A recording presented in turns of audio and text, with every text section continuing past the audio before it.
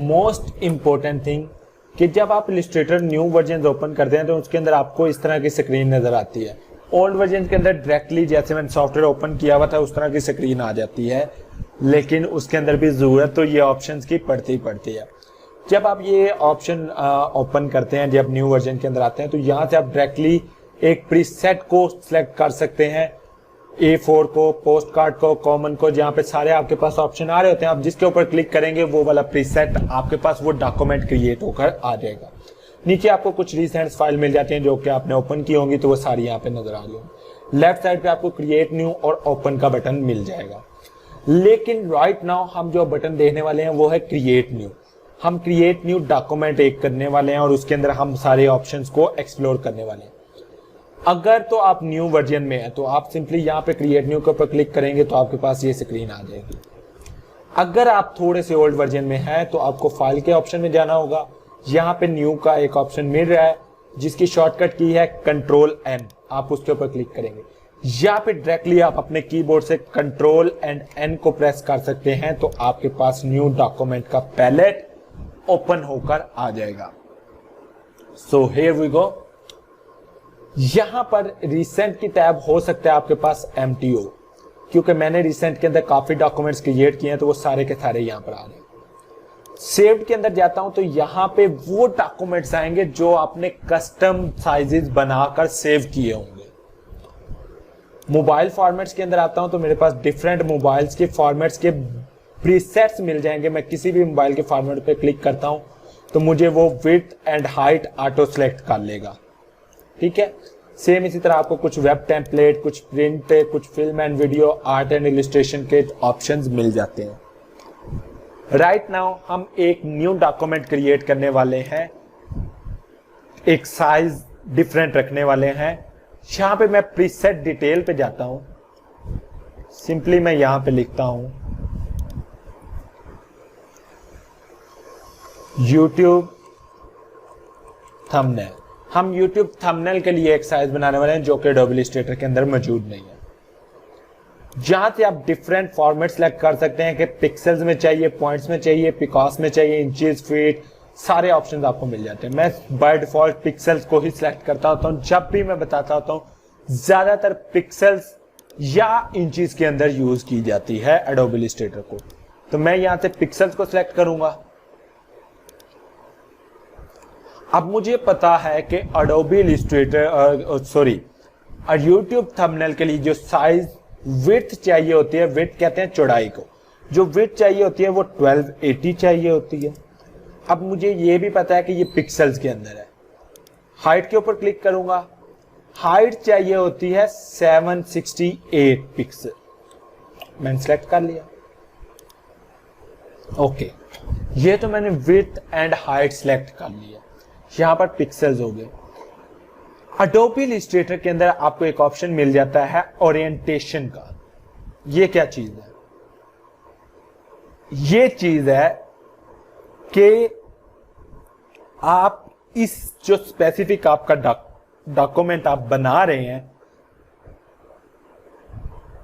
इसका आप ओरिएंटेशन क्या रखना चाहते हैं। हमेशा दो ओरिएंटेशन होते हैं, एक होता है लैंडस्केप, एक होता है पोर्ट्रेट। अगर मैं पोर्ट्रेट के ऊपर क्लिक करता हूं, ये चीज पोर्ट्रेट है, दैट्स मीन कि जो हाइट है वो विड्थ में चेंज हो जाएगी और जो विड्थ है वो हाइट में चेंज हो जाएगी। दैट्स उसमें क्या होता है कि हाइट ज्यादा होती है, विड्थ कम होती है पोर्ट्रेट के अंदर। लेकिन अगर मैं लैंडस्केप सेलेक्ट करता हूं तो उसके अंदर मुझे पता है कि विड्थ ज्यादा होती है, हाइट कम होती है। तो आप लोग इसके अकॉर्डिंगली भी अपनी ओरिएंटेशन को रख सकते हैं। राइट नाउ मैं इस ओरिएंटेशन को लैंडस्केप रखने वाला हूं। आर्टबोर्ड, आर्टबोर्ड क्या है कि आर्टबोर्ड मैंने आपको ऑलरेडी बताया कि इंटरफेस के अंदर आर्टबोर्ड वो चीज है जिसके ऊपर काम हो रहा होता है और Adobe Illustrator आपको अलाउ करता है कि आप एक डॉक्यूमेंट के अंदर जितने चाहें आर्टबोर्ड बना सकते हैं। ठीक है, तो इसका सिंपल मैं आपको ये बताता हूं कि अगर आप एक विजिटिंग कार्ड बना रहे हैं तो विजिटिंग कार्ड बनाते हुए आपको दो साइड्स चाहिए होती हैं, फ्रंट की और बैक की। तो इन दैट केस यहां पर आर्टबोर्ड सेक्शन हमारे पास दो आएंगे। ठीक है, या सिंपली मैं इसको यहां से इंक्रीज कर दूंगा कि हमारे पास दो आर्टबोर्ड आने चाहिए। लेकिन अभी के लिए मैं इसको एक सिलेक्ट कर रहा हूं। ये वो चीज है जो आप बाद में मैन्युअली भी ऐड कर सकते हैं, तो वो भी हम डिटेल से देखेंगे। नेक्स्ट हमारे पास ऑप्शन आता है ब्लीड का। ये ब्लीड का ऑप्शन क्या होता है? ब्लीड वो एरिया होता है जो आपके डॉक्यूमेंट से थोड़ा सा बाहर आ जाता है।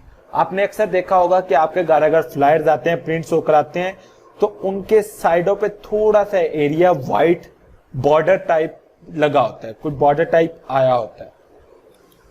अच्छा, ब्लीड एरिया को मैं थोड़ा सा मजीद एक्सप्लेन कर देता हूँ। मैंने एक चैप्टर 1 के अंदर एक पिक्चर डाउनलोड की है ब्लीड एरिया की, आप इसको ओपन करें। अब इसके अंदर मैं आप लोगों को समझाता हूँ क्या चीज़ है। देखें, बेसिकली ये जो ब्लैक बॉर्डर आ रहा है ये सारा, ये हमारा कैनवस साइज है, जो हमारा एक साइज है 1280 बाय 768। इसके अंदर हमने ये सारा डिजाइन किया। इसके अंदर हमने कुछ ब्लेड एरिया भी ऐड कर लिया, जो कि ये चीज है। अब ये जो डॉटेड बॉर्डर है ये शो करवा रहा है कि इतना ब्लेड एरिया हमने ऐड किया। ठीक है, तो क्या होगा कि जब हम डिजाइन बनाएंगे, जब हमारा डिजाइन प्रिंट होगा, तो ये जो बी है ये इतना जोन सा है ये कट हो जाएगा। ठीक है, ये अंदर से कट हो जाएगा। जो हमारा फाइनल कार्ड होएगा वो यहां से डॉटेड लाइन से आगे से हमें शो होगा, यहां से आगे से नजर आएगा। तो ये हमारा ब्लीड एरिया के अंदर चीज आ जाती है कि जब यहाँ पे देखिए आपने बहुत ज्यादा प्रिंटिंग्स करनी हो, बहुत ज्यादा प्रिंटिंग, तो आप लोगों को यहाँ पर ट्रिम मार्क्स बनाने पड़ते हैं कि यहां से भाई ट्रिम करो, यहां से कटिंग करो, जब वो प्रिंटिंग के लिए जाना होता है। तो ये चीज जब आप प्रिंटिंग के लिए कोई चीज बना रहे होते हैं तब आपको ये चीज ज़हन में रखनी पड़ती है। ठीक है, कि आपको उसके अंदर ब्लीड एरिया ऐड करना है। लेकिन अगर आप एक डिजिटल आर्ट बना रहे हैं तो उसके अंदर ब्लीड एरिया की जरूरत नहीं बनती। तो ये डिजिटल आर्ट या दैट्स मीन कि मैंने इसको जस्ट यूट्यूब पे अपलोड करना है, तो मुझे इसके अंदर ब्लीड एरिया की जरूरत नहीं है। एडवांस ऑप्शन के अंदर हमारे पास यहाँ पर कलर मोड आ रहा है। कलर मोड आप हमेशा RGB कलर ही रखें। आप RGB रख सकते हैं, CMYK रख सकते हैं, इट्स अप टू यू। लेकिन ज्यादातर जो यूज होता है वो RGB कलर यूज होता है, रेड ग्रीन ब्लू। ये कलर मोड्स अगर मैं आपको एक्सप्लेन करने लग गया, ये ग्राफिक्स डिजाइनिंग के अंदर आते हैं कलर मोड्स। तो जब मैं ग्राफिक डिजाइनिंग का कोर्स आप हमारा ज्वाइन करेंगे तो उसके अंदर आपको ये चीजें क्लियर हो जाएंगी। रेस्टर इफेक्ट, इसको हमेशा आपने हाई रखना है, 300 पिक्सल पर इंचेस। PPI का मतलब है पिक्सल पर इंचेस। ये क्या चीज है? अब मैं ये आप लोगों को एक सिंपल सी एग्जांपल देता हूं। चैप्टर 1 के अंदर ये देखिए PPI ब्लॉग इमेज एग्जांपल। अब इसके अंदर देखें 72 PPI, 150 PPI और 300 PPI। ये चीजें मैं आपको एक्सप्लेन करता हूं कि लेट्स से आपके पास ये 1 इंच का सर्कल है, 1 इंच का सर्कल है। ठीक है, उस 1 इंच के सर्कल के अंदर जो डॉट है, ठीक है, वो हमारा 1 पिक्सल है, वो हमारा 1 पॉइंट है, 1 पिक्सल है, 1 डॉट हमारा इसके अंदर 1 पॉइंट है। तो जब 72 है तो दैट्स मीन कि इस 1 इंचेस के अंदर 72 पॉइंट्स ऐड किए गए हैं, 72 पॉइंट्स शो हो रहे हैं। ठीक है, और अगर 150 पॉइंट्स है तो दैट्स मीन के उस 1 इंचेस के अंदर 150 है। और अगर 300 है तो दैट्स मीन के उसके अंदर 300 पॉइंट्स ऐड किए गए हैं। और जितने ज्यादा आप पॉइंट्स ऐड करेंगे उतनी आपकी आउटपुट क्वालिटी अच्छी होगी, उतनी आपकी आउटपुट क्वालिटी HD में नजर आएगी, अच्छी नजर आएगी।